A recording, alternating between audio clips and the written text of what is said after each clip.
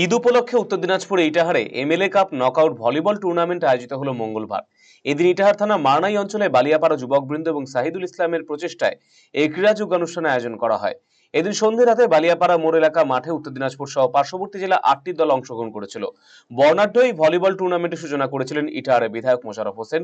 এদিনে কর্মসূচিতে উপস্থিত ছিলেন স্থানীয় অঞ্চল তৃণমূল নেতা সাহিদুল ইসলাম, বিডিও দিব্যেন্দু সরকার সহ অন্যান্য বিশিষ্ট ব্যক্তিরা।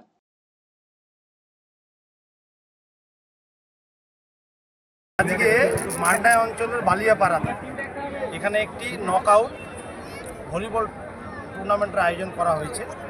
আয়োজক এখানকার যুবকবৃন্দ, সহযোগিতা আমাদের শহীদুল ইসলাম সভাপতি, এবং এর বাদ দিয়েও এখানে অঞ্চল তৃণমূল কংগ্রেস, পঞ্চায়েত সবাই মিলে সুন্দর সুদৃঢ়ভাবে একটি দেখার মতো টুর্নামেন্ট আয়োজন করেছে। এখানে আমাদের পার্শ্ববর্তী রাজ্য থেকে অনেক টিম এসছে, মানে এলাকার ইটাহারের অন্যতম বড় ভলিবল টুর্নামেন্ট বললেই চলে।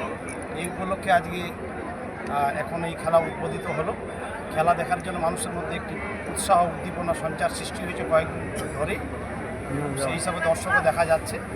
এবং আজকে এই খেলাকে কেন্দ্র করে উপস্থিত আমাদের বিডিও সাহেব আছেন, পঞ্চায়েত সমিতি হয়েছে এবং একটি খেলাকে কেন্দ্র করে একটি উৎসবের আকার ধারণ করেছে।